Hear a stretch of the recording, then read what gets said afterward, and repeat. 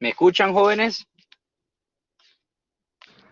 Sí, abogado, se le Sí, escucha. abogado, buenas tardes. Buenas tardes, jóvenes. Disculpen, pero no ha sido tan fácil. Bueno, vamos a pasar la asistencia rápidamente, ¿verdad? Vamos a ver, Jesús Francisco Velázquez Maldonado. Presente. ¿Cómo demonios pongo el speakerphone aquí? Y este sí es problema, porque yo necesito, Abogado, ¿me escuchó? ¿cómo se pone el altavoz aquí en el celular? Abogado, si es En iPhone, el Blackboard. no, tiene que, si es en Normalmente el ya iPhone, está, tiene que, abogado. ¿cómo se llama?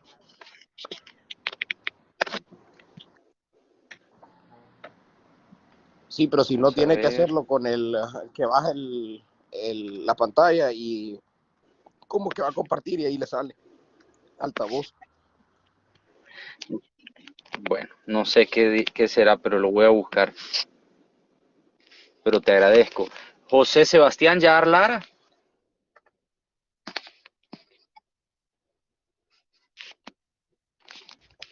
Abogado, ¿me escuchó? No, pero ahora sí. José Francisco Cardona. Presente, abogado. Eva Cecilia Oliva. Presente, abogado. Moisés Nazar. Creo que no va a poder hoy. Diego Fernando Maudó.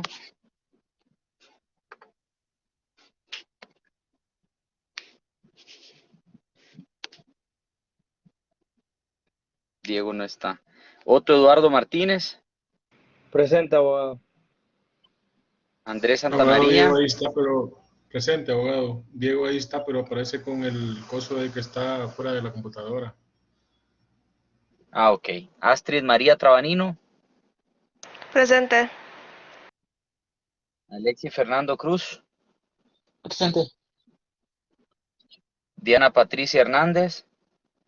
Buenas tardes, abogado presente. Florencia Celaya Reina.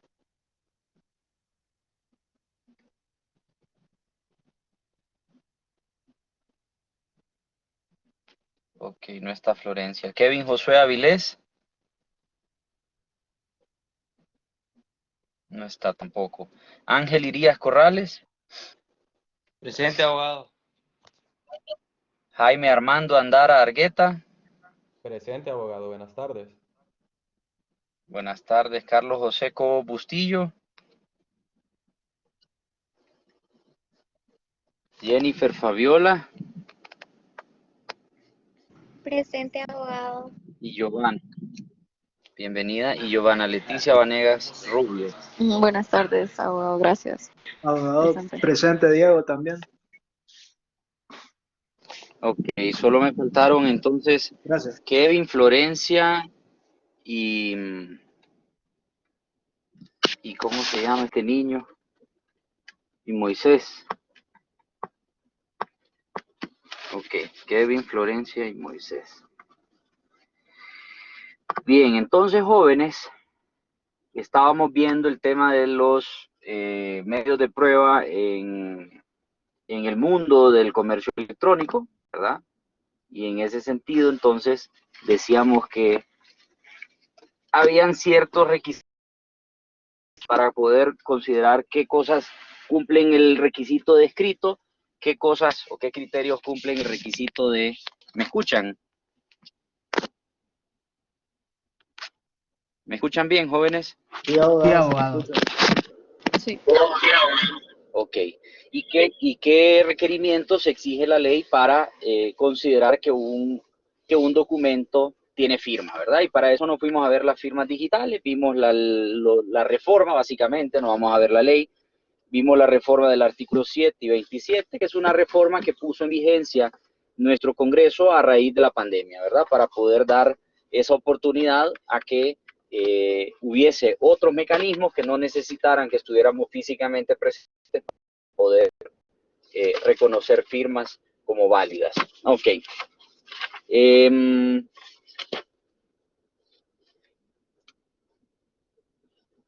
También dijimos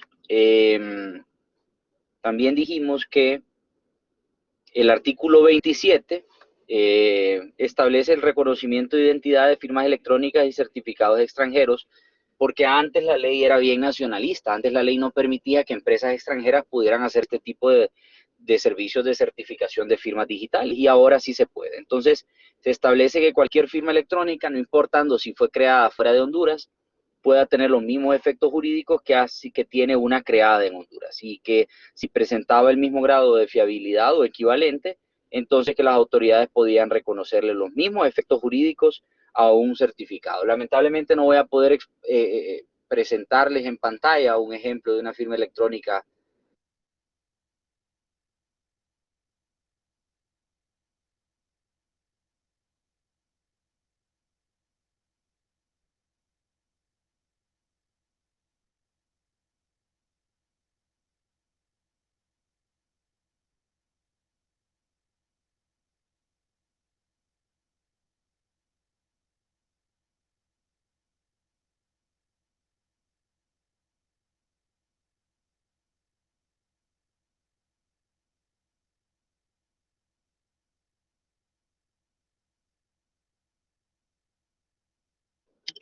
¿Me escuchan, jóvenes? Hasta ahora sí, abogado. ¿Y hasta dónde me quedé? Estaba diciendo de que no iba a poder presentarnos un ejemplo de firma electrónica. Qué desastre, es que yo no sé, el celular se va. Bueno, voy a tratar de unirme desde la... Es que tengo el celular descargado, entonces si no lo pongo en el cargador, no puedo dar la clase, y si lo pongo en el cargador, se va la pantalla a hibernar y entonces ustedes me dejan de escuchar. Entonces, no ha sido el día que he querido, pero bueno, déjenme ver si logro hacer algo. Voy a tratar de conectar desde la computadora, desde el carro.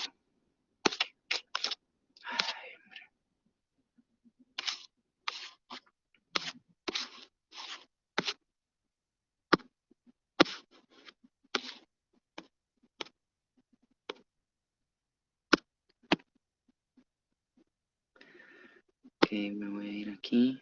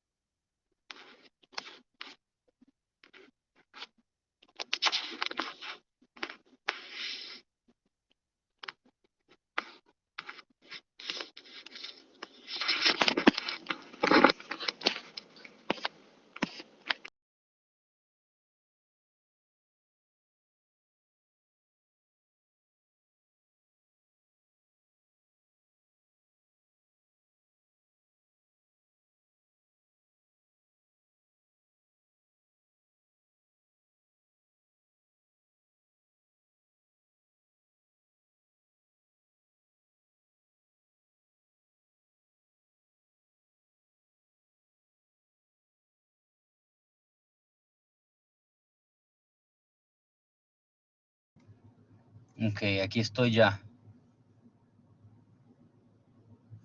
Debería de estar mejor. Ok, entonces, ¿me escuchan bien? Sí. Sí, abogado. Sí, abogado. Vaya. Bien, entonces les decía que esta reforma del artículo 27 de la Ley de Firmas Electrónicas no solamente contempla el tema de las firmas electrónicas, sino que además entra a regular cómo van a funcionar cuando son instituciones del Estado, cuando son sociedades mercantiles, cuando es la contratación comercial, no sé, mercantil, normal, cuando son ONGDs, cuando son entidades gubernamentales, cuando cuando vas a pagar impuestos, cuando son temas bancarios. Entonces, el artículo se volvió kilométrico. Y si ustedes se fijan, no tiene literal A, pero sí nos vamos al literal B, y en el literal B estamos hablando del primero, segundo, tercero, cuarto párrafo. El cuarto párrafo básicamente lo que establece es que las entidades del sector público o privado pueden designar responsables de certificar firmas electrónicas y que estas personas van a tener el carácter de fedatarios, o sea, casi como un notario. ¿Para qué? Para que estas personas puedan, digamos, en una Secretaría de Estado, asumir la responsabilidad de ser quienes certifican todas las firmas del resto de personas. O, por ejemplo, en una Cámara de Comercio, que haya una persona que sea la persona que filtra todas las firmas para la aprobación de la firma electrónica o la certificación de la firma electrónica. Esto normalmente sucede con las instituciones públicas, ¿verdad? Si ustedes se van a la página web del Instituto de la Propiedad, ustedes van a encontrar que ellos son la autoridad certificadora y que por lo tanto ellos son los que registran todas las firmas de las diferentes dependencias del gobierno, ¿verdad? Luego el literal C establece, es bien importante para nosotros y para nuestros clientes porque establece una oportunidad, una posibilidad legal de que yo pueda celebrar todo tipo de actos y contratos por medios electrónicos. Si bien la ley de comercio electrónico que estábamos viendo ayer, la ley sobre comercio electrónico, contempla esta posibilidad, no es sino hasta en esta reforma de la ley de firmas electrónicas que nosotros logramos encontrar una provisión legal, una disposición legal que expresamente establece que se puede hacer siempre que se muestre fehacientemente la voluntad de las partes. Recordemos que uno de los 3 elementos esenciales del contrato es el consentimiento, y si no podemos demostrar la existencia de un consentimiento, evidentemente estamos frente a un caso de un contrato que adolece de vicios de validez. Y en ese sentido podría cuestionarse la validez del contrato porque yo digo, bueno, no, en realidad no hubo consentimiento y por lo tanto el contrato es nulo, ¿verdad? Adolece de vicios y por lo tanto puedo decir que no existe el negocio jurídico. Y en ese sentido, aquí claramente el literal C permite que el consentimiento se exprese de forma virtual. Así es que esto es una novedad que no tenía el Código Civil, que no tenía el Código de Comercio y que ahora nos permite decir, hey, uno de los elementos del contrato puede manifestarse de forma virtual. El consentimiento se aprueba mediante intercambio de correos electrónicos. Bueno, un correo que ofrece y otro que acepta. Mediante videos. Yo puedo mandar un video en el que se registra la hora de la grabación, se registra la fecha de la grabación, la duración, etcétera, y todos los demás detalles técnicos en el que yo puedo manifestar de viva voz que acepto algo o que rechazo algo. Intercambio de mensajes de texto, bueno, puede ser a través de WhatsApp o de Telegram o de cualquier plataforma de intercambio de mensajes de texto y sobre todo, al tenor de lo que definíamos ayer como un mensaje, ¿ya? O sea, viendo todos los elementos que se configuran en el mensaje y no simplemente el mensaje per se, ¿ok? Entonces, mensaje de datos, ¿verdad? Mensaje de texto visto desde la óptica de la definición de mensaje de datos, que es que hay un iniciador, que hay un destinatario, que hay una plataforma a través de la cual se intercambia y que hay un contenido, ¿verdad? Que es propiamente el mensaje. Luego, la aceptación electrónica de contratos estandarizados, por ejemplo, poner I accept, ¿verdad? Hacerle clic en I accept de los términos y condiciones del contrato, también es una forma de manifestar el consentimiento. O dice mediante el envío de un autorretrato electrónico sosteniendo el documento de identidad. Lo que yo les decía ayer, los bancos para aceptar tarjeta de crédito te dicen, ok, tómate una foto con tu tarjeta de identidad, ponela frente a la par de tu rostro para poder confirmar que eres tú y que no es alguien suplantando tu identidad. Luego, evidentemente hay otros mecanismos que son un poco más sofisticados, como les decía, el reconocimiento facial, el reconocimiento de voz, el reconocimiento dactilar, que son todos mecanismos que poco a poco se han ido desarrollando en el comercio electrónico. El literal D establece una autorización para que todas las personas de derecho privado o instituciones del Estado puedan celebrar reuniones de forma electrónica. Entonces, esto es muy importante, porque antes no teníamos una posibilidad, los privados, los comerciantes que ya teníamos muchos años de existir, ¿verdad? Por ejemplo, una sociedad mercantil del año 90 o del año 60 o del año 50, que en sus estatutos no establecía la posibilidad de llevar a cabo una asamblea o una sesión de junta directiva de forma virtual, ahora no necesitan modificar, reformar la escritura para poder hacerlo. Porque claramente el literal D dice que se le autoriza a todas las personas jurídicas de derecho privado. Eso incluye todas las personas que son con o sin fines de lucro, todas las fundaciones, asociaciones, ONGs, todas las sociedades mercantiles, anónimas, limitadas, todas las instituciones del Estado pueden celebrar reuniones de sus órganos de gobierno. ¿Y cuáles son los órganos de gobierno en una sociedad anónima? Bueno, consejo de administración, asamblea de accionistas, ¿verdad? Y consejo de seguridad o de vigilancia o comisarios, ¿verdad? Los comisarios sociales. Entonces, todos ellos no necesitan estar en el mismo sitio para reunirse. Entonces, esto es una maravilla, porque yo puedo tener ahorita un cliente que es el administrador o que es el presidente del consejo de administración de una sociedad mercantil hondureña y él puede ser que tome decisiones de forma remota. Eso antes no se podía hacer. Ah, ok, pero hay ciertos requisitos. Ya vamos a llegar a ver cuáles son. Esto incluye, dice, el Pleno del Congreso Nacional y la Junta Directiva. Bueno, con los pros y los contras que supone que te den el derecho a hablar, que te den el uso de la palabra, pues al final, evidentemente, es manipulable, ¿cierto? Yo puedo estar en una asamblea de accionistas en la que, y he estado, en la que hay una situación hostil, en la que nos estamos peleando por unas acciones que se traspasaron de forma incorrecta o por unos porcentajes que no son los correctos, y puede ser que el moderador de la llamada, de la teleconferencia, simple y sencillamente me ponga en mudo y ya está, y me quita la palabra, y entonces evidentemente yo no voy a poder manifestarme, ¿verdad? Claro, ahí luego tendré que ver yo cuál es el mecanismo de impugnación o de oposición a las decisiones que se han adoptado. Pero lo que sí es cierto es que la ley lo que quería era darte permiso para poder llevar a cabo tus sesiones, tus asambleas, tus reuniones de forma virtual. Incluye la Corte Suprema, las Cortes de Apelaciones, los juzgados y tribunales de la República.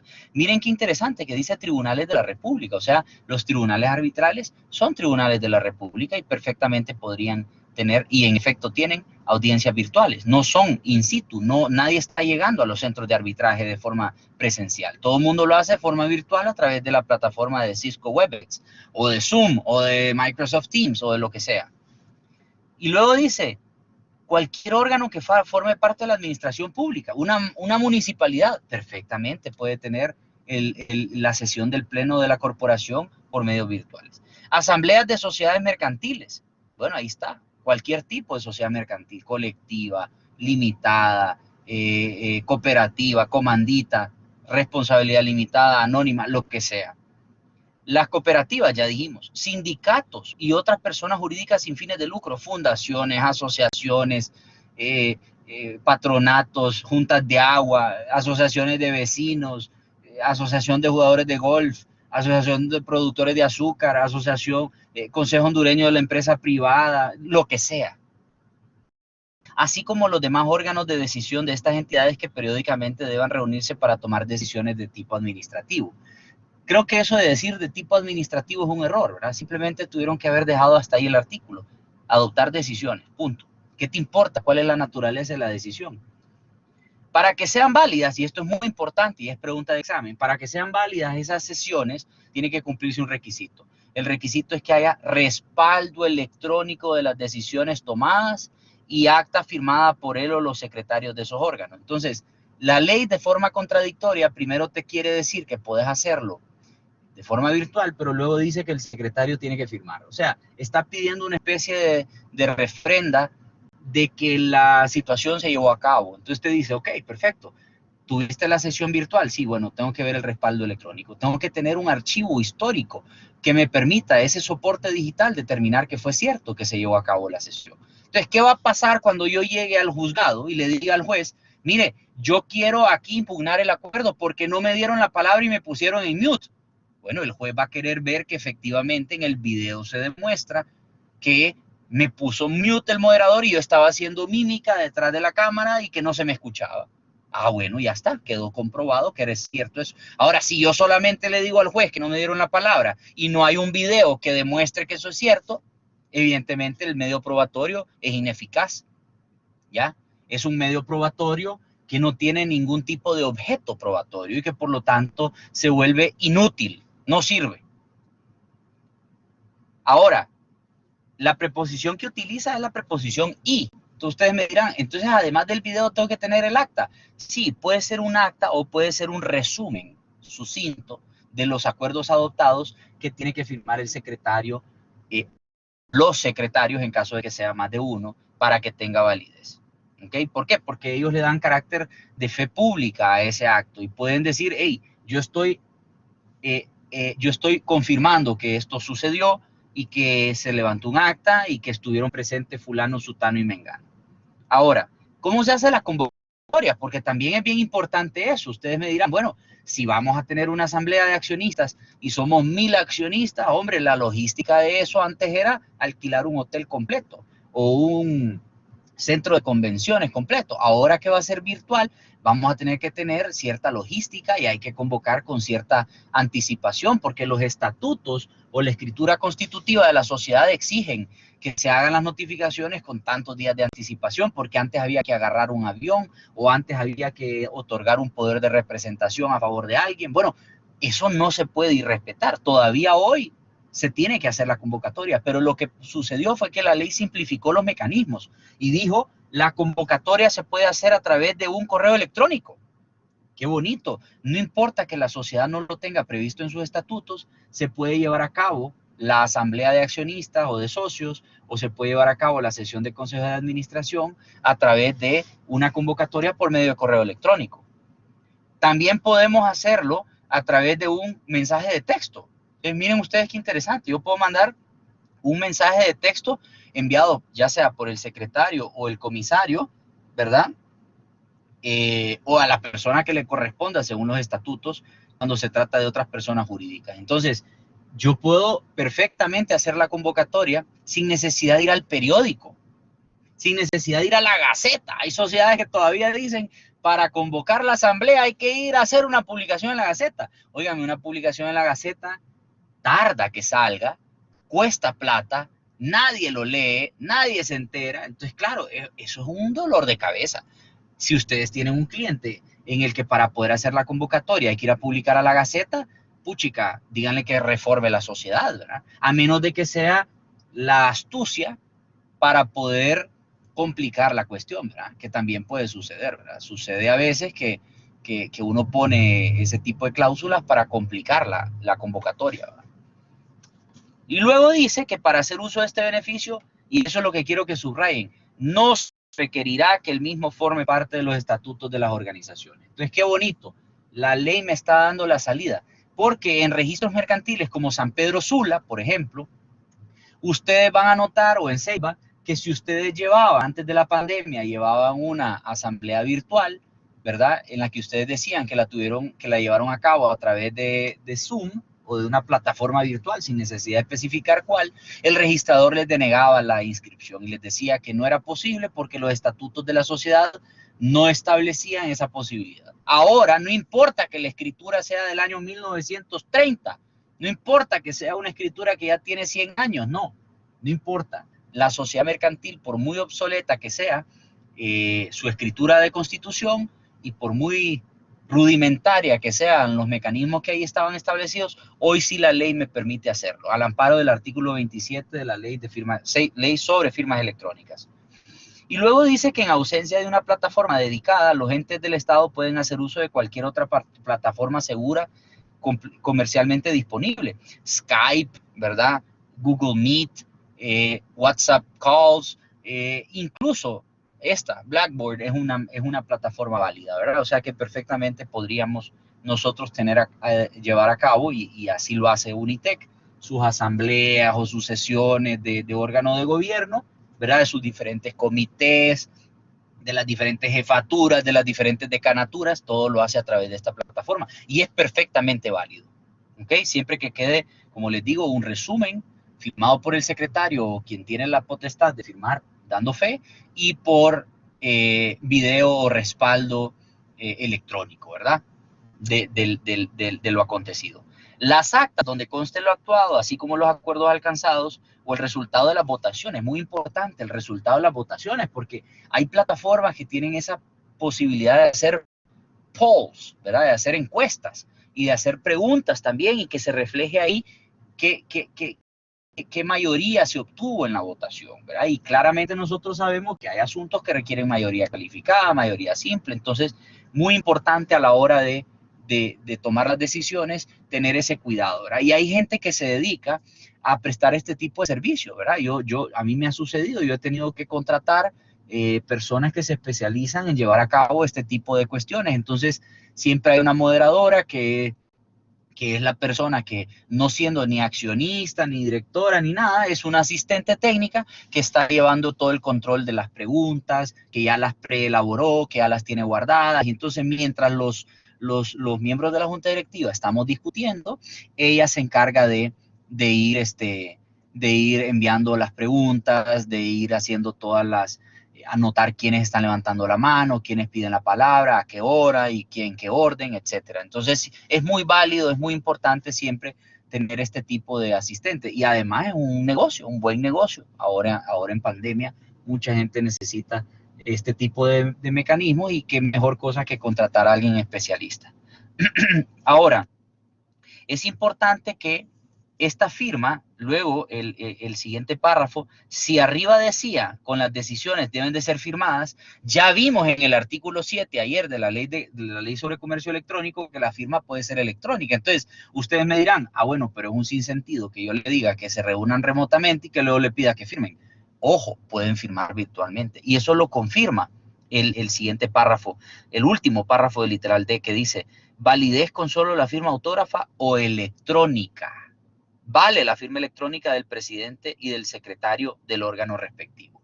Arriba solo nos decía el secretario, mi sugerencia es, señores, pídanle al presidente también. Y normalmente todas las escrituras constitutivas dicen eso, ¿verdad? Que las actas serán firmadas por el presidente y por el secretario o por quienes hagan sus veces. Así dicen normalmente las escrituras constitutivas.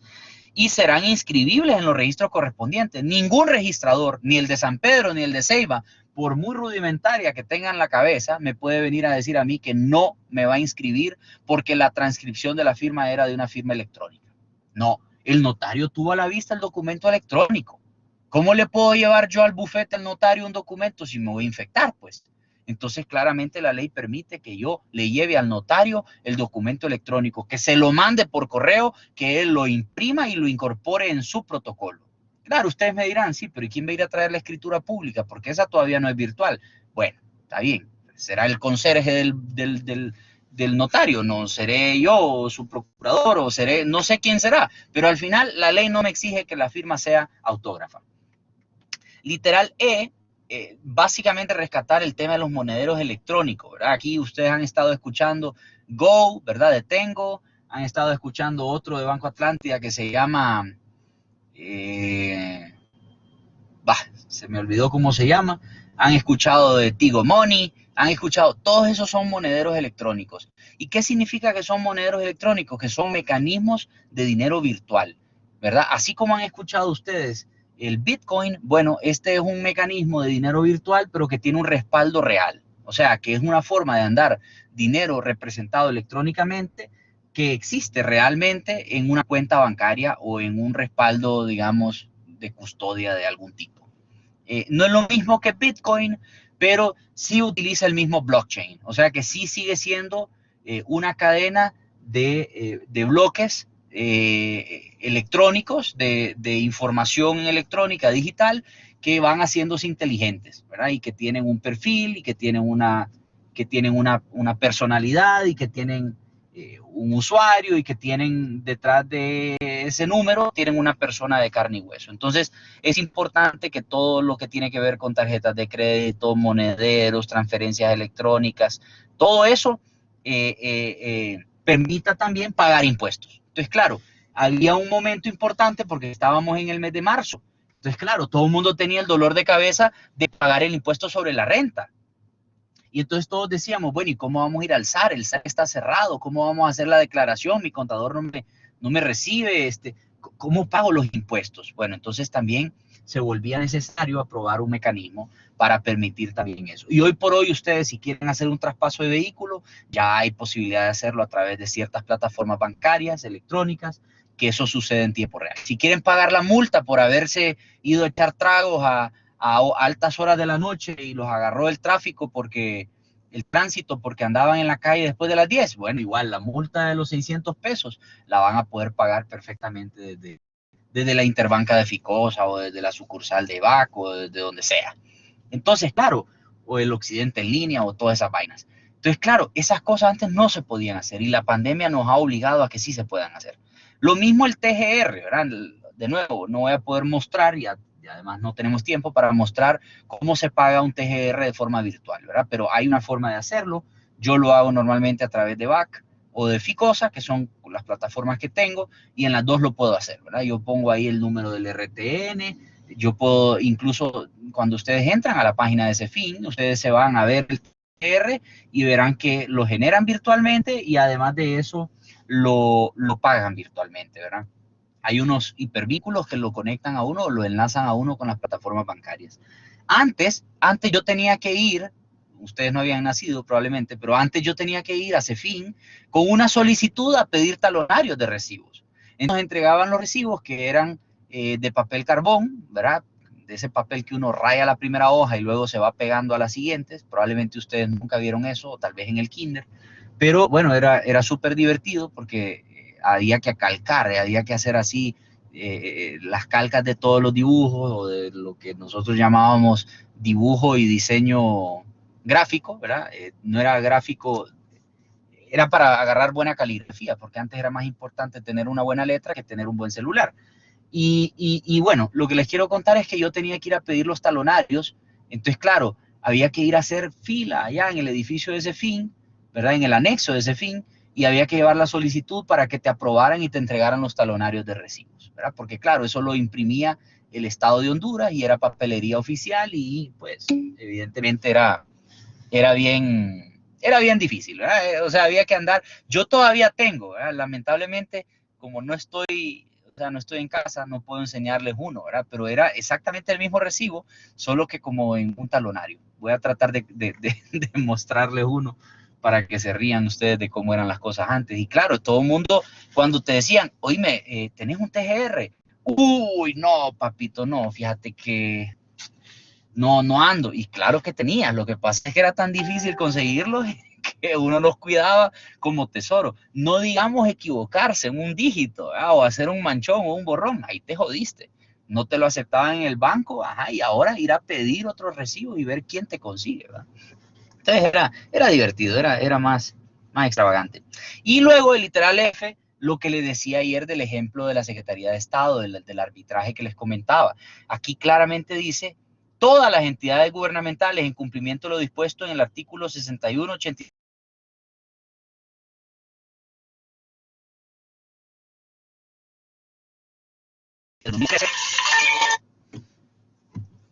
Permítame. Papito, te llamo de salir de clases. Vaya. Entonces, todas las entidades pueden hacer este tipo de notificaciones electrónicas, ¿verdad? De actos administrativos que pueden ser autos y resoluciones mediante correo electrónico. Ahora, para dar cumplimiento a esta disposición, los secretarios generales o funcionarios que ejerzan dicha función en las instituciones deberán requerir a los solicitantes y sus apoderados legales, a ambos. Entonces, por favor, ahí subrayen la preposición y, porque esto no lo hacen todos.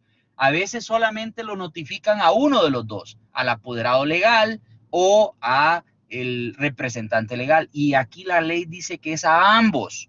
Entonces no cometan el error, ya sea que sean funcionarios públicos encargados de hacer esto, o ya sea que ustedes sean los apoderados legales del expediente, ¿verdad? Del cliente. A los dos se les tiene que notificar.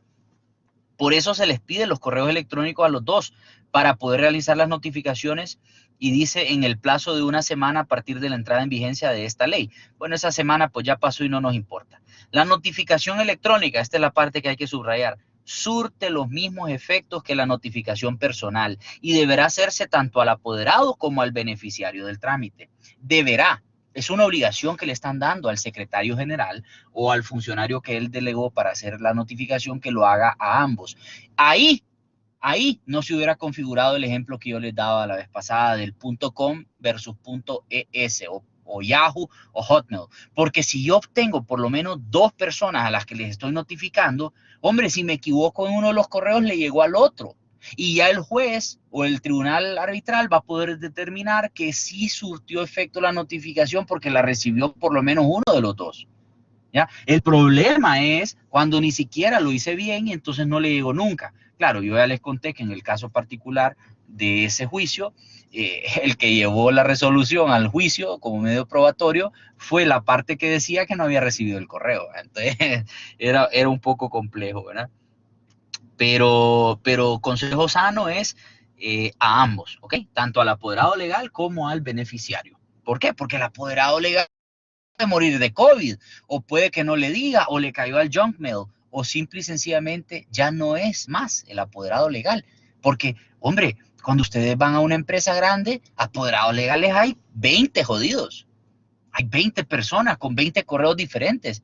Entonces, ¿cómo puedo decir yo? Ah, es que Otto es el apoderado legal para temas laborales y Juan Diego es el apoderado legal para temas mercantiles y Astrid es la apoderada legal para temas migratorios y Ángel es el apoderado legal para temas judiciales y Diego es el apoderado para... No, o sea, no es así la cosa. Por eso, el que está en el expediente acreditado como representante legal y el que está acreditado como apoderado legal, ¿verdad? Con poder o con carta poder. A esos hay que notificarles. Y la ley no prohíbe que yo lo notifique a más personas. Entonces, si tengo más números, más correos, notifíquelos a todos, no importa, porque usted lo que quiere es que se enteren de esa resolución, que es un tema migratorio, un requerimiento, que me acredité una documentación, que hay que hacer un pago, que hay una multa, que se te vence un plazo, que se te corrió un traslado. Notifique bien. A mí me sucede mucho en arbitraje que normalmente hay 2 o más abogados, ¿verdad? Procesalistas. Entonces, ¿yo qué hago? Yo le notifico a los 3, ¿verdad? A mí qué me importa que uno sea el paralegal o el associate, el junior, a mí qué me importa. Yo lo notifico a todos, porque luego no quiero que me digan no me enteré o lo hiciste mal. Luego, interesantemente, el G, en relación con mi visita de esta mañana, durante el periodo que dure la emergencia COVID, las empresas de entrega a domicilio o de ventas en línea que se creen en el país, ahí tuvieron que haber dicho que se constituyan en el país, no requerirán tramitar permiso alguno para operar. Para operar. Bueno, eso es bastante amplio, porque lo que querían era dinamizar la economía en tiempos de crisis. La gestión del RTN se hará de forma electrónica, incluyendo su entrega, la cual se hará por medio electrónico a solicitud de los interesados. El problema es que, si bien es cierto, se genera el RTN electrónico, te dicen que tenés que irlo a traer. Entonces te tenés que ir al SAR a traer el documento, el cartoncito, ese que vas a perder, ese que cuesta 200 lempiras reponer. Y que debería de ser tan fácil como que yo pueda pagar los 200 lempiras en línea y yo puedo imprimir el cartón en color que yo quiera, en el cartoncillo que yo quiera, a la hora que yo quiera. Y claro, si es virtual, no se pierde porque lo volvés a imprimir. Pero no, se tiene que imprimir en el cartón oficial, se le tiene que poner la grapa oficial y se le tiene que poner el sello oficial. Y mientras sigamos pensando así como neardentales o como cromañones, vamos a seguir en estas Honduras, ¿verdad? Y no nos vamos a desarrollar. Bien, el literal H no nos interesa porque es del tema de la ley orgánica del Tribunal Superior de Cuentas, no nos interesa. Nos vamos al literal I, ese sí nos interesa. Ese establece que las instituciones supervisadas por la Comisión Nacional de Bancos y Seguros, bancos, aseguradoras, tarjeta emisoras, remesadoras, etcétera, para que puedan dar cumplimiento a las transacciones que están autorizadas a ejecutar sus clientes y los derechos y obligaciones derivados de estas, dice que pueden suscribir contratos con sus clientes de forma electrónica, ¿verdad? Entonces es importante porque sobre todo los sistemas financieros tienen que ser muy ordenados a la hora de demandar, ¿verdad? Porque, por ejemplo, van a llegar a demandar una deuda que deriva de una tarjeta de crédito que se obtuvo a través de un contrato electrónico, ¿verdad? De un contrato de comercio electrónico. Entonces, en ese sentido, si le dan la autoridad para hacerlo, dicen que lo pueden hacer, pero que para que tenga plena validez como prueba en juicio, tienen que haber respaldos de todos estos documentos, ¿verdad? Bueno, ya estoy en Battery Save Mode. Vamos bien. Ok, hasta ahí lo que nos interesa es el artículo 27 reformado. Luego nos vamos al artículo 40 en esa misma página, que es muy importante porque ustedes me dirán, Ok, abogado, pero yo quisiera poder hacer otro tipo de contratación más solemne de forma virtual. Bueno, todavía no se puede. Y ahí lo vamos a ver en el artículo 40. El artículo 40, que se titula Medidas para la celebración de negocios comerciales mediante mecanismo virtual durante la etapa de aislamiento, establece que mientras se aprueban leyes o reformas a las leyes que ya existen, queda autorizado y gozan de plena validez y eficacia jurídica todos los contratos privados, no los públicos. Entonces, por favor, subrayen la palabra privados, que se celebren mediante medios técnicos de archivo y reproducción que permitan archivar, conocer o reproducir el contenido de una declaración de voluntad de una persona o varias, o la expresión de una idea, pensamiento que sea suscrito mediante firma electrónica. Ayer yo, por ejemplo, suscribí un contrato con Cable Color para ampliar la capacidad de mi ancho de banda de 30 megas a 50 megas. Yo no firmé ningún documento. Yo no fui a las oficinas de ellos, pero ya me comprometí por el plazo de 12 meses a pagar cierta cantidad a cambio de cierta capacidad de ancho de banda. Y eso yo lo hice de forma virtual. Claro, mi llamada está grabada. Y me lo dijo la chica con la que firmé el contrato. Me dijo, mire, para poder hacer constar su aprobación, esta llamada será grabada. Y yo le voy a pedir a usted información personal que necesito, sobre todo de su tarjeta de crédito que va a quedar afiliada al débito automático. Entonces ya está. Yo estoy ofreciendo un servicio, me están ofreciendo un servicio, yo lo estoy aceptando. Estoy dando consentimiento para que se utilice mi información personal, mi correo electrónico para el envío de las facturas, y asimismo también me están pidiendo la información de mi tarjeta de crédito para poderla registrar en el sistema y que se operen los débitos automáticos a lo largo de la vigencia del contrato. Y se me dijo que la vigencia del contrato va a ser de 12 meses calendario y que esos 12 meses calendario correrán de tal, tal, tal. Y luego me mandan un correíto, ¿verdad? Y me dicen, gracias por su contrato, esta gestión es el número tal y quedó registrado. Si necesita copia de su contrato, lo puede descargar de este hipervínculo, etcétera, etcétera. ¿Verdad? Así es que es muy importante que sepan ustedes que no aplica a los instrumentos públicos, ¿verdad? Hoy por hoy, aunque el protocolo virtual o el protocolo electrónico es una posibilidad porque está prevista en la ley, ni la Contraloría del Notariado, ni la Corte Suprema de Justicia, ni los mismos notarios, ni nadie ofrece un servicio para poderlo hacer una realidad. O sea que eso es papel mojado. Y la abogada Urtecho les puede hablar un poco más de eso. Ahora, importante es que yo tenga los mecanismos de archivo y reproducción de estos documentos, porque si yo no puedo reproducir la declaración de voluntad, yo no tengo consentimiento. Entonces, señores, si ustedes van a firmar un contrato, puede ser que ustedes le pidan al cliente, y yo así le estoy pidiendo, que se graben mientras están firmándolo. Entonces, cuando estoy haciendo la firma, por ejemplo, la vez pasada hice un contrato de una venta de un chain hoist. Un chain hoist es un atracadero de barcos. Entonces, eso tiene mucho valor, ¿verdad? Porque encontrar un atracadero es difícil en una isla. Entonces, bueno, mira, te vendo mi atracadero. ¿Y cómo se vende esa vaina? Bueno, mira, normalmente lo que hacemos es un documento privado y autenticamos las firmas. Híjole, pero en esa isla no hay notario, hermano. En ese callo no hay notario. Entonces, ¿cómo hacemos? Bueno, ¿sabes qué? Hagamos un contrato electrónico a donde nosotros vamos a decir que el documento se está firmando de forma remota, que en una página se firma en Tegus y la otra página se firma en, no sé, en Cayos al Medina, y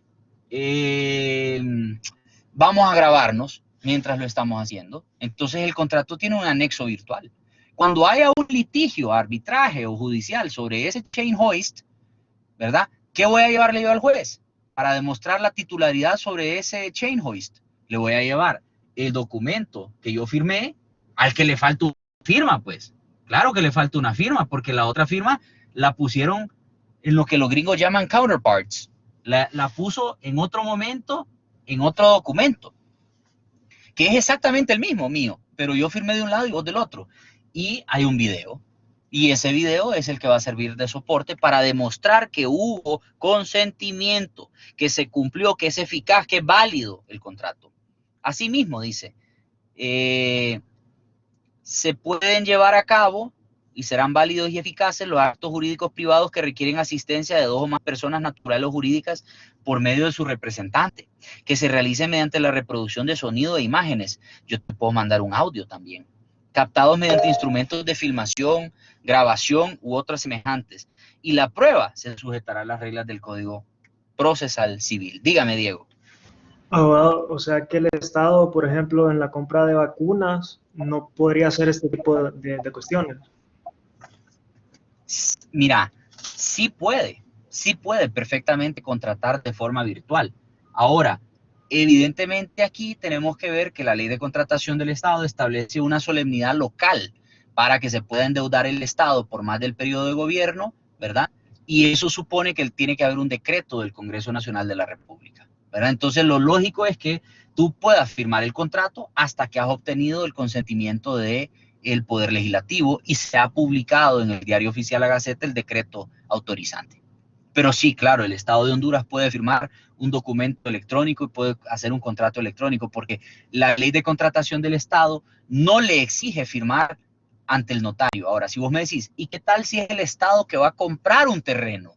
Ah, entonces eso es diferente, porque sí tenemos una ley que obliga a que seamos solemnes con ciertos actos. Entonces, ustedes se tienen que ir al Código Civil y ustedes van a encontrar en el Código Civil un artículo que regula las solemnidades de los instrumentos públicos. Un punto oro para quien me diga cuál es ese artículo. Pero ya, porque se nos acaba el tiempo. ¿Cuál es el artículo que regula las solemnidades del instrumento público?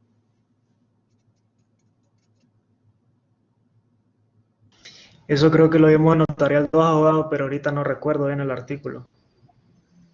Bueno, Ya si tiene ahí el Código Civil, lo voy a buscar. si tiene el Código Civil, busque el artículo 1575. Busque el artículo 1575 y lo lee, por favor, Diego.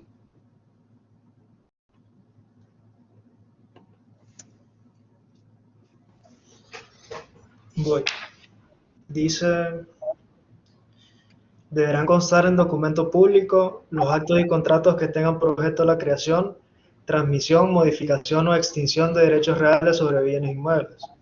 Ahí está. Segundo, O sea, si el Estado va a comprar, extinguir o va a hacer cualquier tipo de actuación jurídica que tenga que ver con un bien real, con un derecho real, claramente el 1575 le obliga, aunque sea el Estado, podrá ser cualquier institución, tiene que suscribir una escritura pública, tiene que comparecer el representante del Estado ante el notario público para poder hacer eso. Entonces, ¿qué es lo que sucede normalmente? ¿Quién ostenta la representación legal del Estado? La PGR. Entonces, ¿quién es quien comparece para representar al Estado en ese tipo de actos? ¿A donde van a pagar una indemnización o a donde van a hacer una expropiación? La persona que designa un decreto, ¿ya? O la Procuradora General de la República. Entonces, ahí vos tenés que acreditarle al notario un poder que te da la PGR para que tal oficial jurídico, el oficial jurídico Cardona, por ejemplo, pueda llegar a firmar un contrato de arrendamiento o de cualquier tipo de naturaleza. Y además, los diferentes funcionarios públicos también tienen ciertas facultades, ¿verdad? En la creación de sus instituciones, dependiendo de la naturaleza de esa institución administrativa del Estado, habrán o no facultades para firmar préstamos, para endeudarse, para comprar terrenos, para firmar arrendamientos, y también hay que ver las normas presupuestarias, ¿verdad? Que también establecen ciertos requisitos. Seguí leyendo, Diego.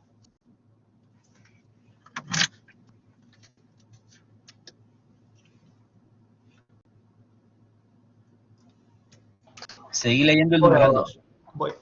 Dice, los arrendamientos de estos mismos bienes por 3 o más años, siempre que deban perjudicar a terceros. Bueno, eso nadie lo hace. Aquí le sopletea, ¿verdad? Y hay miles de abogados que ni saben esto. Si un arrendamiento supera los 3 años, no importa que sea de mi casa de habitación, no importa que sea, tengo que formalizarlo en instrumento público. Ahora, lógicamente aquí se dice cuando perjudican a terceros. Entonces, normalmente lo que las partes dicen es, mira, esto no perjudica a terceros, esto es entre tú y yo, hagámoslo en privado. Y consejo sano, Depende a quién le interesa también, ¿verdad? Porque ¿a quién le favorece que se inscriba el instrumento público de arrendamiento? ¿Al arrendador o al arrendatario? Habrá que hacerse la pregunta. Habrá que ver a quién le conviene, ¿verdad? Porque si a mí me vas a dejar en el aire como arrendatario y me vas a querer sacar a patadas con una simple notita y hey, espérate, yo estoy haciendo una inversión aquí a largo plazo, o sea, yo te voy a firmar un arrendamiento. A mí me pasó, por ejemplo, bueno, no es confidencial porque es un instrumento público, pero a mí me pasó, por ejemplo, con un contrato de arrendamiento de un supermercado La Colonia que queda en la Hacienda, ¿verdad? Es un supermercado La Colonia que está a donde antes hubo un supermercado Diproba. Y son competidores. O sea, Diproba es de una familia, La Colonia es de otra, y Diproba le alquila el local en el que alguna vez fue Diproba de la zona central de la ciudad a la competencia. Entonces, claro que la competencia tiene que temer que le quiten su contrato. Pues, sí, es lógico que puede ser que digan, hey, te voy a sacar, ya hiciste el local accesible, ya todo mundo, ya tenés las instalaciones y todo, entonces, ¿sabes qué? Te voy a comprar todo lo mobiliario y todos los refrigeradores y todo eso y te me vas. Y yo me quedo ahí y voy a poner Diproba ahí. ¿Eso no es un temor válido que puede tener La Colonia? Claro que es un temor válido, ¿ya?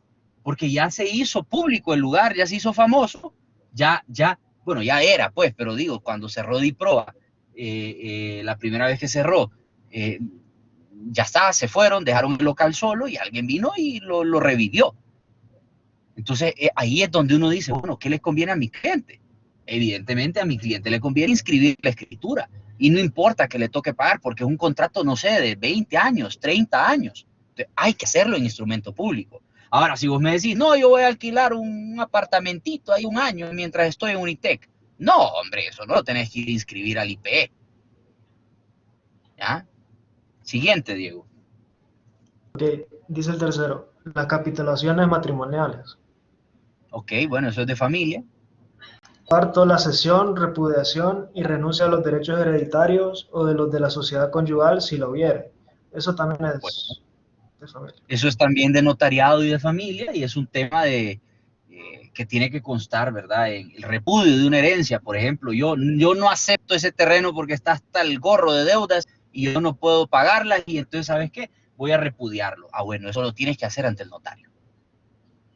Ok, quinto, leo este también, es que dice el poder para contraer matrimonio. Ahí está. Entonces, son actos que son demasiado solemnes. Entonces, no se permite que lo hagas en documento privado y por lo tanto no puede hacerse contratación virtual. O sea, yo no puedo, y luego vienen los poderes, si no me equivoco, los poderes en general, ¿verdad? Para disponer o poderes para representar personas. Entonces, léanse el 1575 y grábenselo en la memoria de su cabeza y que no se les olvide nunca en la vida que un arrendamiento que supera los 3 años y afecta a terceros se debe formalizar en escritura pública. De lo contrario, podemos atacar la validez jurídica de ese acto. Porque no se cumplió uno de los elementos esenciales para su validez. Porque uno de los formalismos que exigía es que tenía que haber fe notarial pública de por medio. No vale que lo hagan ustedes solitos. ¿Ok? Bien. Entonces, llegamos a... Dígame. Y sobre el último párrafo de este artículo que dice, también deberán hacerse constar por escrito, aunque sea privado, los demás contratos en que la cuantía de las prestaciones de uno de los dos contratantes exceda 200 lempiras.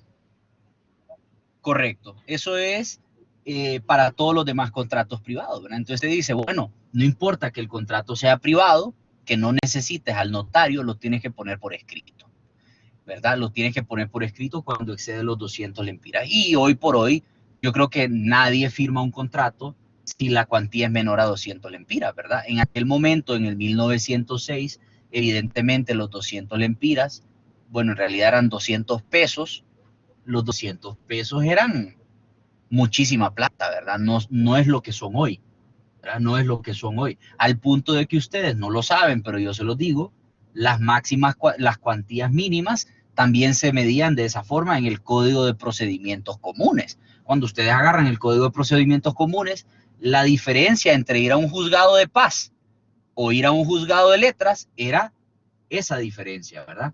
Diferencia de 50,000 pesos, decía, ¿verdad? Eso es máxima cuantía, perdón, máxima cuantía no, sino mínima cuantía, o la diferencia entre si la competencia le corresponde al juzgado de paz o al juzgado de letras. Entonces los juzgados de paz veían cuantías hasta y menores a los 50,000 lempiras. Eso fue así históricamente, ¿verdad? Y esa es la explicación, porque antes, en aquel momento, cuando el Código de Procedimientos Comunes de 1906 era equivalente o muy similar al del Código Civil, entonces manejaba la misma cifra, los mismos montos, ¿verdad?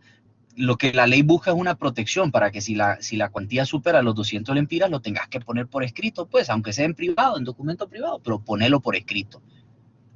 Ok, bien, jóvenes, nos vamos entonces al artículo 8 de la Ley de Comercio Electrónico. Regresamos a la Ley de Comercio Electrónico, ya terminamos de ver este paréntesis grande sobre firmas electrónicas y vemos lo que significa original. Ustedes me dirán, hey, ¿y cuál es el original de un correo electrónico? Y yo te voy a decir, no hay original. El original está en la nube flotando. No, pero aquí dice el notario que él tuvo a la vista el original. No maje, ¿cómo vas a tener a la vista el original si el original está en la web? Entonces, a mí me enchila cada vez que me dicen, este es el original, abogado, porque aquí está autenticado. No, papito, esa es una auténtica de una copia. El original está en el sistema operativo. Ahí está. Y el original lo voy a poder imprimir 400,000 veces. Si es mío, pues yo lo tengo como destinatario, como iniciador o como intermediario. Yo lo tengo guardado. Ustedes lo vieron ayer, el correo. El correo con el pasaporte de Curtis. Ese va a ser original toda la vida. Mientras exista el soporte en el que se almacena, va a ser original. Entonces, no me digas que tuviste a la vista el original porque fue tu cliente que te lo puso en el escritorio. Entonces, hay que saber responder esta pregunta. Cuando te diga tu cliente, uy, pero ¿y cuál es el original de ese correo? El original está en el sistema operativo de su correo electrónico, que fue en el que se recibió como destinatario o en el que se inició como iniciador.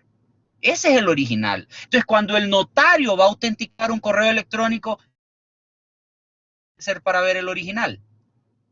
Ver el sistema operativo, hombre, que le reenvíen el correo al notario. Entonces el notario puede dar fe de que trae 5 attachments, que fue enviado el correo a tales y tales y tales destinatarios, que se envió con copia, que se envió con copia oculta, que se envió con copia vista, que se envió con importancia alta, que se envió con confirmación de lectura, que se envió con confirmación de entrega, que se envió a tal hora en tal sitio del mundo, en tal uso horario, de tal correo electrónico. Todos esos datos los tiene que ver el notario para autenticar un correo.